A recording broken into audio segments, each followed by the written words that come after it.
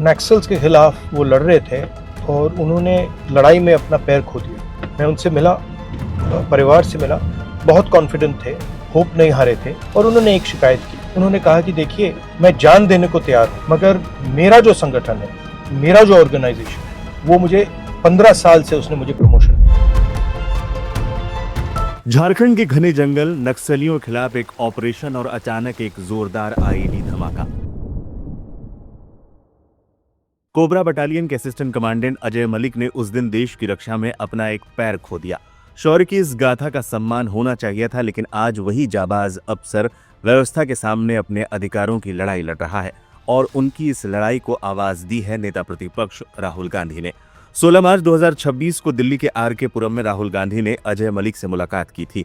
अब 2 अप्रैल को राहुल गांधी ने 4 मिनट का एक वीडियो जारी किया, जिसमें उन्होंने अजय मलिक की पीड़ा को केवल एक अफसर की नहीं बल्कि लाखों सीएपीएफ जवानों के साथ हो रहा संस्थागत अन्याय बताया। राहुल गांधी ने सीधे तौर पर उस व्यवस्था पर सवाल उठाए जहां सीएपीएफ के शीर्ष पद आईपीएस अफसरों के लिए आरक्षित है। नमस्कार। कुछ दिन पहले मैं एक सीआरपीएफ जवान अजय मलिक से मिला। नक्सल्स के खिलाफ वो लड़ रहे थे और उन्होंने लड़ाई में अपना पैर खो दिया। मैं उनसे मिला, परिवार से मिला, बहुत कॉन्फिडेंट थे, होप नहीं हारे थे, लड़ना चाह रहे थे, मतलब एक पैर नहीं था तब भी वो जाकर देश के लिए लड़ना चाह रहे थे और उन्होंने एक शिकायत की। उन्होंने कहा कि देखिए, मैं जान देने को तैयार हूँ, मगर मेरा जो संगठन है, मेरा जो ऑर्गेनाइजेशन है, वो मुझे 15 साल से उसने मुझे प्रमोशन नहीं दी। इस देश में अजय मलिक अकेला नहीं है, लाखों अजय मलिक हैं। वो अपनी पूरी जिंदगी देश को देते हैं। वो सेंट्रल पैरामिलिट्री फोर्सेस के लिए काम करते हैं, शहीद होते हैं, डिसेबल होते हैं, मगर उनके जो संगठन है, उनकी लीडरशिप अजय मलिक जैसे लोगों को कभी नहीं मिल सकती। You'll be surprised to know that no paramilitary force in India has been led by an officer who has risen up the ranks of the paramilitary forces.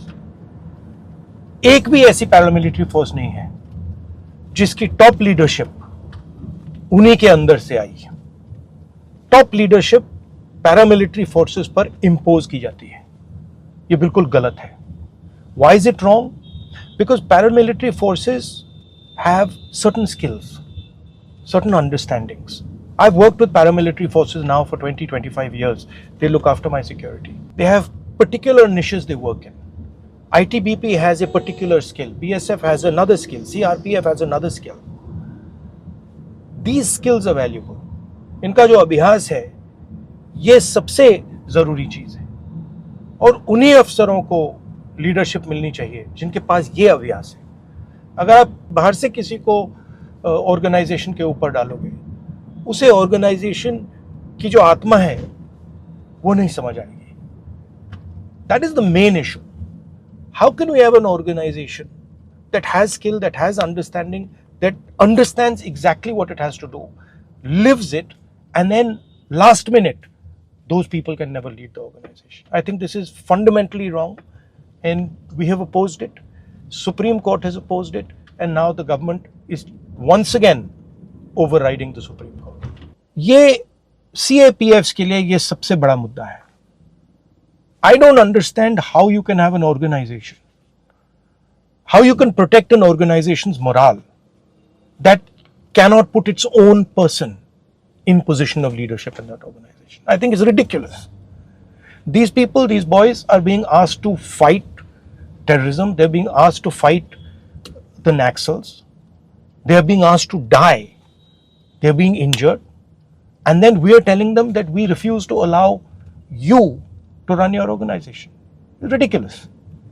And this is why I'm very strongly saying that what the government has done is unfair. I don't understand why they're doing it. There might be other considerations. There might be considerations of elections these days, but they're doing it. मैं भाषण देना चाह रहा था parliament house में। ये इसी दिन इस बिल को लाए जिस दिन मैं असम में टूरिंग कर रहा हूँ। मैंने कल मैसेज भेजा सरकार को कि मैं इस पे बोलना चाहता हूँ, इसको थोड़ा आप आगे पीछे कर दीजिए। उन्होंने रिफ्यूज किया। वो नहीं चाहते कि मैं पार्लियामेंट हाउस में ये बात बोलूं, मगर मैं सीआरपीएफ, बीएसएफ, आईटीबीपी, सीआईएसएफ सारी की सारी पैरामिलिट्री फोर्सेस को बताना चाहता हूं कि मैं और कांग्रेस पार्टी आपके साथ खड़े हैं और आपको न्याय मिलना चाहिए। हमारी सरकार आएगी तो हम आपको न्याय देंगे 100%।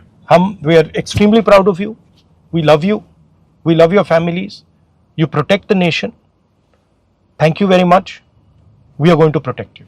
अजय मलिक सीआरपीएफ की सबसे घातक यूनिट कोबरा का हिस्सा है। झारखंड में नक्सल विरोधी अभियान के दौरान हुए धमाके में वो गंभीर रूप से घायल हुए थे, जिसके बाद उनका एक पैर काटना पड़ा। राहुल गांधी ने उनके अदम्य साहस और अटूट मनोबल को सलाम करते हुए उनके जल्द स्वस्थ होने की कामना की थी। अजय मलिक के साथ खड़ी होकर कांग्रेस ने एक बड़ा राजनीतिक दांव खेल दिया है। क्या वाकई सीएपीएफ के भीतर आईपीएस लॉबी को लेकर असंतोष है, और क्या राहुल गांधी का ये वादा आने वाले वक्त में अर्धसैनिक बलों का भरोसा जीत पाएगा? ये मुद्दा अब संसद से लेकर सड़क तक गूंजने वाला है। जय हिंद सर। जय हिंद, कैसे हैं आप? सर मैं बिल्कुल बढ़िया सर, आप कैसे सर? बढ़िया सर, प्लीज सर आ जाओ, सर आपके बहुत बड़े फैन हैं। आ जाओ, इधर आओ दोनों।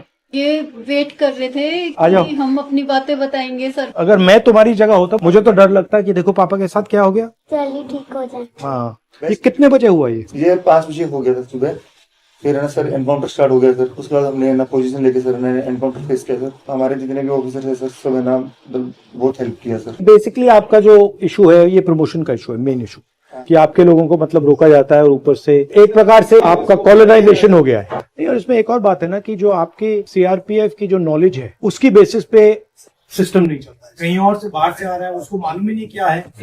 पैरामिलिट्री फोर्स है, उसकी जो फुल पोटेंशियल है उस तक जा नहीं पाएगी। और आपको भी लगना चाहिए कि भैया एक दिन मैं भी अपने फोर्स को लीड कर सकता हूँ। सर लेकिन पॉलिटिकल तरफ से आपके अलावा कोई नहीं आया है। नहीं, मैं कर दूंगा, ये मैं होने नहीं दूंगा, इतना तो मैं दबाव डाल सकता हूँ। चलो आपसे उम्मीद है सर। मैं नहीं छोड़ूंगा। And I think this is a important issue, ये आपकी लेजिटिमेट इशू है। ठीक है, इनका प्रमोशन हो जाता तो इनके साथ ही 15 साल से सर ये रोज आईडी से बच रहा है, कब तक बचे? घबराने की कोई जरूरत नहीं है, कुछ सब फिट है, बस थोड़ी सी रेस्ट ले लो और जब मुझे बुलाना हो घर बुला लेना, मैं आ जाऊंगा सर। ओके, बाय,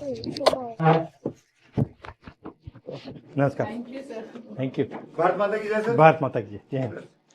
नक्सल्स के खिलाफ वो लड़ रहे थे और उन्होंने लड़ाई में अपना पैर खो दिया। मैं उनसे मिला, परिवार से मिला, बहुत कॉन्फिडेंट थे, होप नहीं हारे थे, और उन्होंने एक शिकायत की। उन्होंने कहा कि देखिए मैं जान देने को तैयार हूं, मगर मेरा जो संगठन है, मेरा जो ऑर्गेनाइजेशन है, वो मुझे 15 साल से उसने मुझे प्रमोशन